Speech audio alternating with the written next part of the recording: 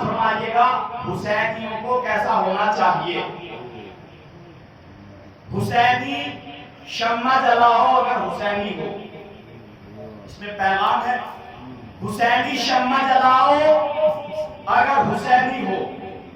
فروع دین بتاؤ اگر حسینی ہو.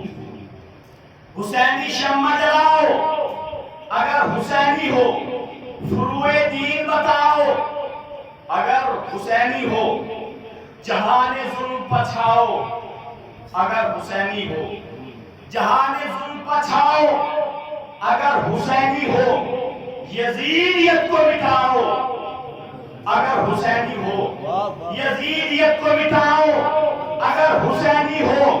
پڑے نہ کہنا شہ مشرقین والے ہیں. پڑے نہ کہنا شہ مشرقین والے ہیں.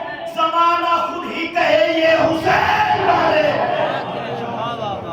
ہمارا کردار ایسا ہونا چاہیے کہ دوسرے ہمیں دیکھ کر کہیں کہ ہاں یہ حسینی ہے.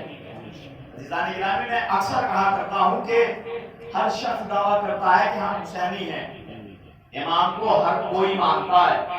12 امام کے ماننے والوں کو ہی شیعہ نے حضرت کرار کہتے ہیں. شیعہ اثنا عشر کیوں کہتے ہیں؟ ابھی زبان غلط ہے. یعنی جو 12 امام کو مانتا ہے اسے کہتے ہیں شیعہ اثنا عشری. لیکن عزیزان گرامی امام کو بھی مانو, امام کی بھی مانو.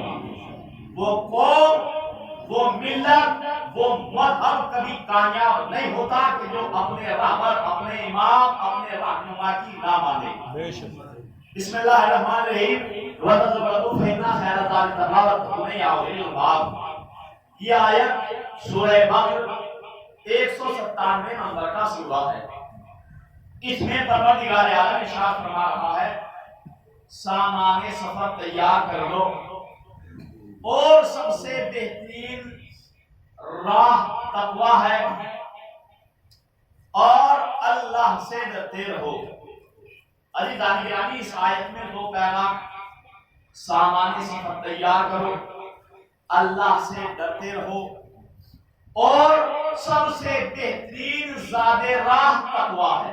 یہ 3 پیغام اس آیت میں ہیں. یہ کس سفر کی بات ہو رہی ہے؟ کیا یہ سفر وہ سفر ہے کہ جو ہم روز کیا کرتے ہیں؟ اللہ جو قرآن میں ارشاد فرما رہا ہے وَتَزَوَّدُوا فَإِنَّ خَيْرَ الزَّادِ التَّقْوَىٰ وَاتَّقُونِ يَا أُولِي الْأَلْبَابِ کہ سامان سفر تیار کر لو اور اللہ سے ڈرتے رہو اور سب سے بہترین زاد راہ تقویٰ ہے. یہ کس سفر کی بات ہو رہی ہے؟ کیا پروردگار عالم ایک شہر سے دوسرے شہر یا دوسرے سے تیسرے یا اپنے گاؤں یا دیہات کہیں بھی جانے کے لیے عرض کر رہا ہے؟ نہیں, بلکہ پروردگار عالم تمام انسانیت کو توجہ دلاتے ہوئے کہہ رہا ہے کہ سامان سفر تیار کر لو.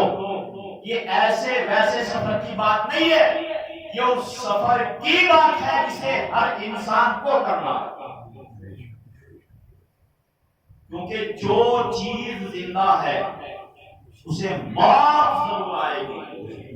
عزیزان گرامی پروردگار نے اسی لیے کہا کہ اس آنے والے سفر کی تیاری کرو, کیونکہ ہمارا مزاج یہ ہے کہ جب ہم کہیں جاتے ہیں مثلا 3 دن کا سفر ہو یا 10 دن کا سفر ہو تو اس سفر میں کھانے پینے کی چیزیں بھی رہتی ہیں, اوڑھنے بچھونے کا سامان بھی رہتا ہے. پوری زاد راہ کے ساتھ انسان سفر کرتا ہے کیونکہ کوئی سفر میں تکلیف نہ ہو, دقت نہ ہو کھانے میں پینے میں. اور ایک سفر ہے سفر کربلا.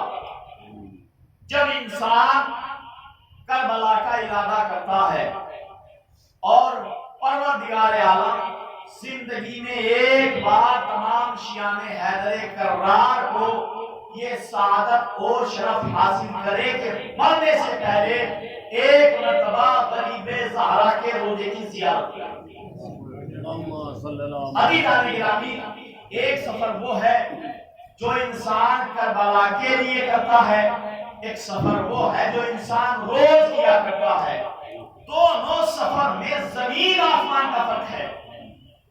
یہاں انسان جب سفر کرے گا، سفر میں ایک دوسرے سے ملاقات بھی ہوگی، اس سفر میں انسان جھوٹ بھی بولے گا، اس سفر میں انسان غیبت بھی کرے گا، اس سفر میں انسان ایک دوسرے پر بہتان باندھنے کی کوشش بھی کرے گا، لیکن جو سفر راہ مستقیم کا سفر ہو، انسان نجف سے کربلا پیدل جائے، وہ سفر ایسا سفر ہے کہ جہاں انسان نے نیت کی کہ میں کربلا جا رہا ہوں، صرف نیت کی، پروردگار عالم فرشتے کو بھیجتا ہے اور بھیجنے کے بعد کہتا ہے کہ اس نے ابھی کربلا کا ارادہ کیا ہے۔ اور دیکھیے گا، یہ گیا نہیں ہے، ارادہ کیا ہے۔ اب اسے لے کر اور جب تک یہ کربلا کے سفر سے واپس نہ آئے، صرف ذکر خیر لکھتا ہوا چلا جائے۔ اور دیکھیے گا، صرف ارادہ کیا، سفر نہیں کیا۔ اور ایک سفر وہ ہے کہ جو انسان معصیت کے لیے کرتا ہے، گناہ کے لیے کرتا ہے، چوری کے لیے کرتا ہے، اس میں پروردگار عالم وہ چوری بھی کر لیتا ہے، سفر کر کے آ بھی جاتا ہے، لیکن پروردگار عالم ابھی اس کا گناہ لکھنے نہیں دیتا۔ فرشتے کہتے ہیں، یہ تو فرشتے جو بیٹھے ہوئے ہیں آپ کے بازوؤں پر، ایک لکھنے والا نیکی کا ہے، ایک لکھنے والا بدی کا ہے۔ وہ کہتا ہے کہ پروردگار، اس نے چوری کر لی، اس نے غیبت کر لی، اس نے گناہ کر لیا، پروردگار اجازت دے کہ اس کا یہ گناہ میں نقل کر دوں، میں نقل کر دوں، لکھ دوں۔ آواز پروردگار آئی، کہا اے فرشتے ابھی رک جاؤ، کہہ دو ہو سکتا ہے اس نے صبح چوری کی، صبح جھوٹ بولا، صبح غیبت کی، شام ہونے تک یہ معافی مانگ لے۔ توجہ کیجئے گا، جب 3 دن ایسے ہی گزر جاتے ہیں اور وہ معافی نہیں مانگتا، تو تب اس کے نامۂ اعمال میں وہ بدی لکھی جاتی ہے۔ سفر دونوں ہے، یہاں 3 دن کے بعد اس کے نامۂ اعمال میں بدی لکھی جا رہی ہے۔ یہاں سفر کیا نہیں بلکہ ارادہ کیا کہ میں کربلا جاؤں گا۔ پروردگار عالم نے فرشتے سے کہا کہ نیکی لکھنا شروع کر دے۔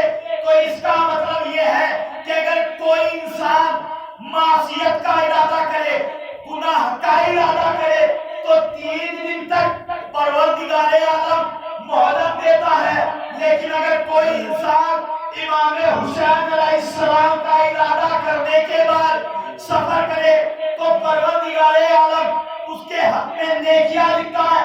اب بھی سمجھ میں نہیں آیا، ارے جو حسین صرف ارادے پر اتنی نیکیاں دیتا ہے، زیارت کے بعد کیا نہیں کرے گا؟ سبحان اللہ، صلوات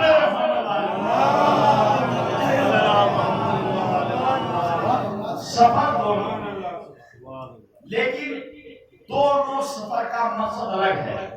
اور یہ سفر وہ ہے دیدار گرامی کہ جو انسان کربلا کے لیے سفر کرتا ہے، جو زیارت کے لیے گئے ہیں اور جانے کے بعد واپس آئے ہیں، انہیں معلوم ہے کہ انسان جب نجف سے کربلا پیدل جاتا ہے، دنیا کی باتیں تو الگ، اسے اپنے گھر کی یاد نہیں آتی۔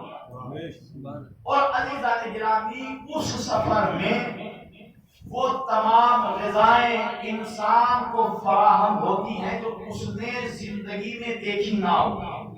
اسی لیے تو پریشان ہے کہ یہ قوم کیسی ہے کہ یہ اتنا خرچ کرتی ہے، اتنا خرچ کرتی ہے، اتنا خرچ کرتی ہے، اور اس کے بعد بھی غریب نہیں ہوتی۔ توجہ کیجئے گا، یہ اتنا خرچ کرتی ہے اور اس کے بعد بھی غریب نہیں ہوتی۔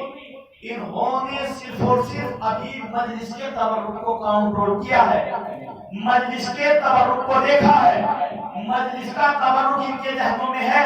اور یہاں رک کر ایک جملہ کہوں گا، عزیزان گرامی، جب انسان مجلس میں آتا ہے تو کچھ لے کر نہیں آتا، اور جب امام حسین علیہ السلام کی مجلس میں آ کر بیٹھ جاتا ہے، رزق معرفت بھی ملتا ہے، رزق حیات بھی ملتا ہے، رزق زندگی بھی ملتا ہے، اور جب واپس جاتا ہے تو جاتے وقت کا منظر بالکل الگ ہوتا ہے.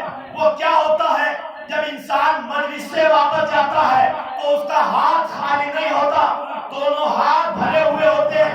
میری سمجھ میں نہیں آیا کہ یہ ماجرا کیا ہے. کسی نے سوال کیا, مولانا یہ تو بتائیے کہ جب انسان آپ کی مجلسوں میں جاتا ہے خالی ہاتھ جاتا ہے, جب مجلسوں سے واپس لوٹ کر آتا ہے اس کے ہاتھ بھرے ہوئے ہوتے ہیں. میں نے ایک جواب دیا, کیا نادان تجھے معلوم نہیں ہے یہ حسین کی مجلس میں جاتا ہے, وہاں حسین کا تذکرہ ہوتا ہے. کہا ہم دنیا والوں کو یہ تو بتاتے ہیں کہ جب امام حسین کی مجلس میں بیٹھنے والا مجلس سے خالی ہاتھ نہیں جاتا, وہ حسین اپنے چاہنے والے کو کیا نہیں کرتا.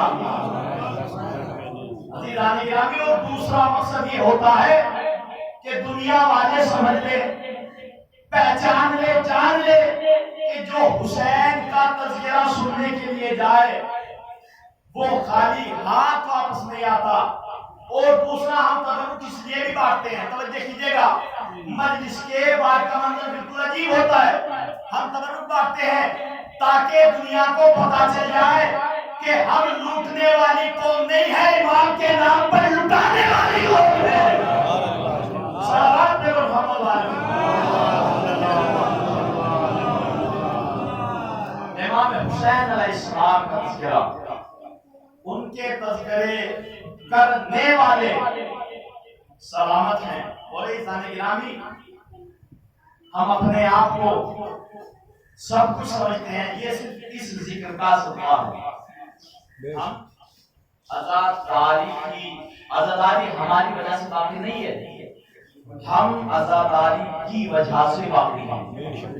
ہمیں صرف دو ہی کام کرنا ہے.